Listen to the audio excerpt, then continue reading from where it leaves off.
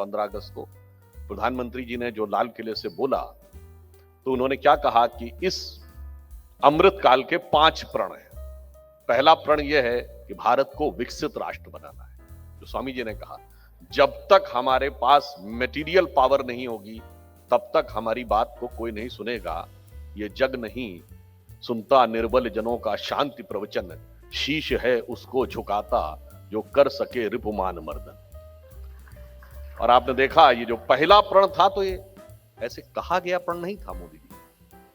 हम जब 2014 में परिवर्तन आया, तो उससे पहले एक अटल जी का दौर छोड़ दें तो 67 वर्षों में हम दुनिया के एक अद्भुत देश थे। दुनिया में कहीं कॉन्फ्लिक्ट होता है तो हमेशा क्या होता है, छोटा और कमजोर कहता है कि बड़ा और ताकतवर हमें सता रहा है। पर यहां हम बड़े थे और हम ताकतवर थे और हम कहते थे छोटा हमें सता रहा है। वो वक्त बदला और इंडिया का era as a soft state over हुआ। ऑन द लाइटर नोट कहूं कि नया संसद भवन जब बन रहा था तो उसके ऊपर जो भारत का नेशनल एम्बलम लगा, तो बहुत से लोग कोर्ट चले गए कि शेर कुछ ज्यादा आक्रामक दिख रहे हैं, यानी इन्हें शेर भी बकरी जैसे चाहिए थे। पर जब से शेर शेर दिखने लगा है तो आपने देखा कि उसका असर क्या हुआ है। असर यह हुआ है कि विगत 8 वर्ष, भारत की स्वतंत्रता के पहले 8 वर्ष हैं जब हमने पाकिस्तान से कोई औपचारिक द्विपक्षीय वार्ता नहीं की। No official bilateral dialogue. अब कोई कहेगा नहीं किया तो प्राप्त क्या कर लिया। आजकल का जो घटनाक्रम है मैं उस पर नहीं बोल रहा हूं, इस समय जो पाकिस्तान में चल रहा है। प्राप्त क्या किया, याद करिए कुछ साल पहले की बात है, 1.5 साल पहले की बात, वो वीडियो जब पीटीआई की सरकार थी, वहां शाह महमूद कुरैशी पाकिस्तान के नेशनल असेंबली में बोल रहे हैं कि आर्मी चीफ आए, उनके पांव कांप रहे थे, उन्होंने कहा खुदा का वास्ता है अभिनंदन को वापस कर दो वरना रात होते होते हिंदुस्तान अटैक कर देगा। जनाब ये हालात तो 1971 में भी नहीं हुए थे कि कोई ये कहे कि एक्सटर्नल अफेयर्स मिनिस्टर और आर्मी चीफ ये कह रहे हैं कि उनके पांव कांप रहे हैं। एक बात मैंने कहने का प्रयास किया। दूसरा प्रण क्या था, गुलामी की मानसिकता से अपने को अलग करना है। इसको मैं अभी आगे इस पे विचार व्यक्त करूंगा कि गुलामी की मानसिकता के कितने आयाम हैं, how many variable dimensions they are having. तीसरा था कि हमें अपनी विरासत पर गर्व करना है।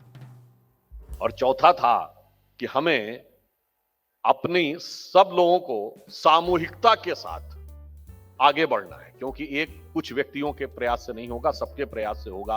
और अंतिम था कि उस सामूहिकता के प्रयास के लिए अपने कर्तव्य का पालन करना है। अब हम इसके दूसरे विषय पे यदि आते हैं कि अगर हम ये भी कहें, जैसे अभी स्वामी जी ने कहा कि चाइना के साथ भी हमको ध्यान रखना चाहिए था, तो मैं यह भी ध्यान दिलाना चाहता हूं कि चाइना के साथ जो भी कॉन्फ्लिक्ट हुआ, पहली बार ऐसा हुआ कि अगर डिप्लोमेटिक लेवल के ऊपर आप देखें तो चाइना के साथ कौन खड़ा था, सिर्फ नॉर्थ कोरिया और पाकिस्तान।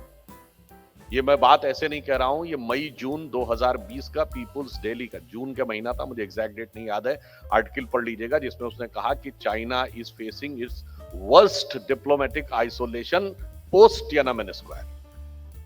तो ऐसा भी नहीं था कि हमने उसमें दृढ़ता के साथ काम किया। अब मैं इस पे आता हूं, देखिए गुलामी की मानसिकता की बहुत सी चीजें हमारे दिमागों में बहुत तरीके से बैठी हुई हैं और हमें उससे निकलने का प्रयास करना चाहिए।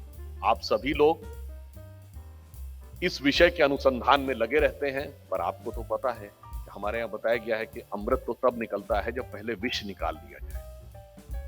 तो अमृत काल के अमृत का साक्षात्कार तब होगा जब गुलामी की मानसिकता ने जगह जगह विष जो इंजेक्ट करके हमारे मस्तिष्क में, यानी कॉन्शियस और अनकॉन्शियस दोनों प्रकार के माइंड में, यानी चेतन और अवचेतन दोनों प्रकार के मस्तिष्क में जो स्थापित कर रखा है, उसको निकालने की आवश्यकता है। अक्सर हम लोग ये कहने लगते हैं कि हम इंडोलॉजी की बात कर रहे हैं। मेरा विचार है अब अमृत काल का अंत आते आते हमारा विचार बदल जाना चाहिए। हम वेस्ट के नजरिए से भारत को एक्सप्लेन करने की कोशिश नहीं करेंगे, भारत के नजरिए से वेस्ट को एक्सप्लेन करेंगे। यानी एक कॉन्सेप्ट आना चाहिए अगले 25 वर्षों में, वेस्टोलॉजी। अरे भाई आप कौन होते हैं हमको समझाने वाले? मैं एक उदाहरण देना चाहता हूं। हम सब जो यहां बैठे हैं, कहीं ना कहीं इतिहास एक ऐसा विषय है जिस पर हम सबका आग्रह है कि उसकी वास्तविक स्वरूप आना चाहिए। और उससे पहले हम यह तो समझ लें कि इतिहास को लेकर भारतीय सोच और इतिहास को लेकर वेस्टर्न सोच में क्या अंतर है? वो अंतर यह है कि वेस्ट कहता है history is that branch of knowledge which can precisely depict and precisely determine the time of any event which has happened in the past. यही तो हिस्ट्री मानते हैं कि भूतकाल में हुई कोई घटना उसका सही सटीक निर्धारण कर दें और सही समय का निर्धारण कर दें, यह इतिहास है। परंतु मैं आज आपसे पूछूं कि in this context Julius Caesar invaded England in 40 BC और 60 BC, how does matters today? तो उनकी इतिहास की डेफिनेशन तो कोई आज के युग में प्रासंगिक नहीं है। हमारे यहां इतिहास की परिभाषा यह है कि पूर्व काल में घटित हुई घटनाओं का वह स्वरूप जो वर्तमान समय में समाज में जीवन मूल्यों को स्थापित करने में भूमिका निभा सके।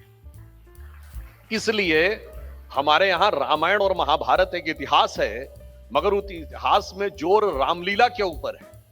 रामायण के भिन्न भिन्न पात्रों को पढ़िए, उनके चरित्र को समझिए, उनके चरित्र को अंगीकार करिए। यह उसका महत्व है। वो किस समय हुए थे इसका महत्व हमारे लिए सेकेंडरी है और उनके लिए प्राइमरी है। इसीलिए